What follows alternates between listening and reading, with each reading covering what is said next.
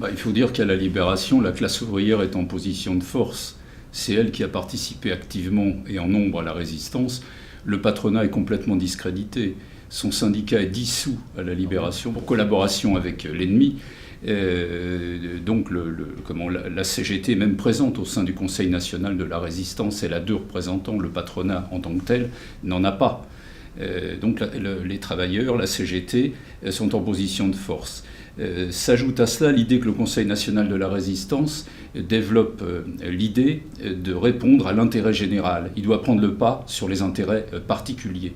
Pour faire cela, il faut des services publics, il faut des grandes entreprises publiques. Et Maurice Thorez, qui est ministre de la fonction publique, lui considère qu'on ne peut pas avoir un État efficace de grands services publics sans que les salariés de ces secteurs aient des droits de haut niveau.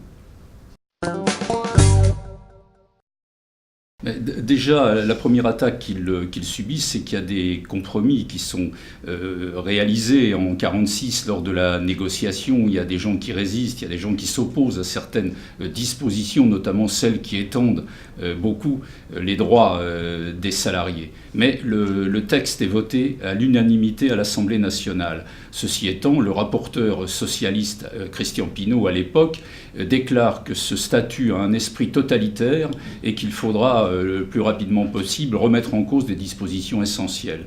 Pendant de nombreuses années aussi, les représentants de FO, qui naît en 1947, font des déclarations contre le statut des fonctionnaires qu'ils appellent le statut carcan, le statut Maurice Thorez. Ils disent qu'il ne faut pas l'amender, ce statut, il faut l'abattre.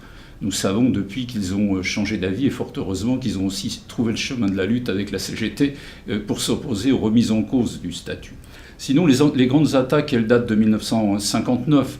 On passe surtout d'un arsenal législatif à un arsenal réglementaire. L'idée, c'est toujours de réduire les droits des fonctionnaires, surtout de s'opposer au droit syndical, au droit de grève. Et il y a des formules de Michel Debré, Premier ministre du général de Gaulle, qui disait « Le fonctionnaire est homme de silence, il travaille, sert et se tait ». Le général de Gaulle ajoutait « Nul n'est contraint de servir l'État ». Je crois que c'est tout un programme. Depuis, il y a évidemment des poussées libérales qui visent à individualiser la situation des salariés fonctionnaires, à réduire leur nombre, à modifier l'objectif des services publics. De la réponse à l'intérêt général, on recherche la rentabilité financière. Voilà l'arsenal en fait des attaques contre le service public et contre le statut des fonctionnaires. Alors, dans les personnels de santé à cette époque-là, il y avait une majorité de religieuses, puisque les hôpitaux ont été créés par les ordres ecclésiastiques. Il y avait des personnels laïcs qui étaient plutôt les personnels ouvriers, mais les personnels soignants, en majorité, étaient encore religieux. Mais il faut quand même noter qu'en 1946, naissance du statut de la fonction publique, pour les personnels hospitaliers, ne verra le jour qu'en 1955. C'est-à-dire qu'entre 1946 et 1955, on a continué à fonctionner sur le schéma précédent. Quel était ce schéma ? Eh bien, les hôpitaux dépendaient des communes. Donc il y avait des situations des personnels différentes, qui pouvaient être différentes d'une commune à l'autre. Une infirmière d'un hôpital de Marseille pouvait avoir une situation différente d'une infirmière d'un hôpital de Lille. Le statut a servi justement à ce que nationalement, tous les personnels qui travaillaient dans les hôpitaux puissent être avec une même carrière, puissent avoir des mêmes longueurs de carrière, un même indice pour leur salaire. Après, dans les modifications des statuts, est arrivé 1983 avec Anicet Le Pors. Là encore, pour les hospitaliers, ça n'est arrivé qu'en 1986. C'est-à-dire qu'on a été 3 ans après les autres. Et ce qui a été intéressant dans la création de ce statut, on avait déjà donc le statut qui permettait qu'on ait tous la même situation, mais il y a eu la constitution du Conseil supérieur de la fonction publique hospitalière, où là, il y avait des représentants syndicaux, c'est-à-dire que les organisations syndicales pouvaient prendre part aux décisions qui concernaient la carrière, l'échelonnement, les congés, les nouvelles professions. Et pour nous, c'était important parce que dans le secteur hospitalier, avec l'avancée des sciences et des techniques, il est évident qu'il y a de nouvelles professions qui naissent, aujourd'hui encore d'ailleurs. Et donc, on avait la possibilité d'intervenir pour pouvoir placer ces professions en fonction de leur cursus, en fonction de ce qu'ils avaient comme diplôme, les placer dans la grille hiérarchique.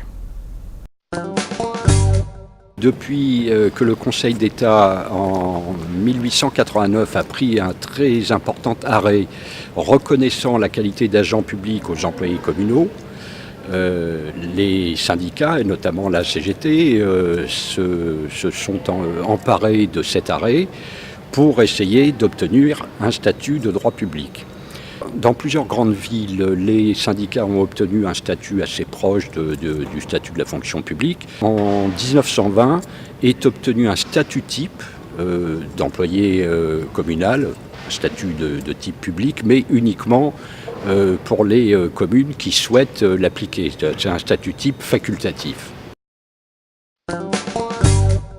Oui, puisque c'est la première fois, que sont unifiées dans un statut général toutes les règles que les différents agents des administrations avaient obtenues au fil des années. C'est la première fois qu'est reconnu le droit de grève, le droit de négociation, le droit de représentation. Ce statut ne reprend pas les employés communaux ni les hospitaliers. À partir de ces années-là, il va y avoir un débat d'idées très important dans la fédération CGT des services publics entre ce que certains ont appelé les communalistes et d'autres les fonctionnalistes, c'est-à-dire ceux qui revendiquaient l'intégration pleine et entière au statut de la fonction publique, y compris en allant jusqu'à proposer un statut unique des fonctionnaires, et puis ceux qui continuaient à revendiquer un statut autonome. Et ce débat va durer même après 82, 83, 84. C'est à la fin des années 80 que le sentiment général dans la profession va être « nous sommes des fonctionnaires comme les autres ». Excellente question à la veille en plus d'échéances politiques très importantes dans le pays, et quand on voit le programme des principaux candidats de droite notamment, on a le droit d'avoir quelques frayeurs. Depuis que le statut enfin général a été adopté, les volontés, les velléités de mettre en cause le statut des fonctionnaires n'ont pas cessé. Il faut se rappeler que Nicolas Sarkozy, quand il avait été élu président de la République, il avait dit à la fin de mon mandat, en 2012, il n'y aura plus de statut des fonctionnaires. On voit qu'il est toujours là, ce statut, et il est toujours là parce qu'il y a un attachement très fort des fonctionnaires, évidemment, mais aussi des usagers, des élus, bref, de la République. Tout le monde est très attaché à ce statut qui continue d'ailleurs à servir peut-être pas de modèle, mais de phare un peu partout dans le monde. Aujourd'hui, on a un avenir qui devrait être ouvert. Mais malheureusement, quand on voit les déclarations des uns et des autres, on s'aperçoit que tout le monde crie à haut sur le statut et sur les fonctionnaires dont nous faisons partie. D'ailleurs, il est à noter que quand on parle de fonctionnaires avec la population, ils nous disent les fonctionnaires, ils font pas ci, ils font pas ça. On dit les infirmiers, ah oui, mais elles, c'est pas pareil. Pour eux, on n'est pas des fonctionnaires. Et donc, je crois qu'on a vraiment à gagner sur ce que sont les fonctionnaires, quel travail ils font. Je pense qu'en ce qui concerne les hospitaliers, ne plus avoir de statut, ce sera un grand danger. Parce que déjà, avec les nouvelles réformes du territoire et de la santé, on voit disparaître tout un tas d'hôpitaux. Si on porte trop atteinte à ce statut, on va retourner en arrière, avant 1946, où on va avoir des personnels qui vont avoir une situation différente s'ils sont dans un grand centre ou s'ils sont dans un petit hôpital. L'avenir du statut, c'est un choix de société. Il y a des gens qui disent qu'il faut supprimer des centaines de milliers de fonctionnaires aujourd'hui. Et donc, le statut des fonctionnaires, personnellement, je pense qu'il va dans le sens de l'émancipation, dans le sens de la réponse aux besoins et des salariés du secteur public, des droits nouveaux qui leur permettent d'être à la fois des salariés et des citoyens, d'être insensibles aux pressions et de répondre à l'intérêt général, à traiter les usagers à égalité. Je pense que c'est ça, la bonne direction pour le statut des fonctionnaires. Il y a des gens qui disent qu'il faut abattre ce statut tout simplement parce que les fonctionnaires seraient un petit peu confortablement installés dans la routine et qu'il faut de l'insécurité sécurité pour les motiver. Mais chacun sait en fait que l'insécurité est le chemin du conformisme. Quand dans une entreprise, les salariés ont des craintes, ils ne cherchent pas à contredire l'ordre établi. Au contraire, ils cherchent à s'y aligner. Or, on a besoin, pour relever les défis d'aujourd'hui, de faire appel à l'intelligence et à l'intervention des salariés. Et je trouve que le statut des fonctionnaires et des garanties collectives de haut niveau vont dans le bon sens, dans le sens de l'histoire.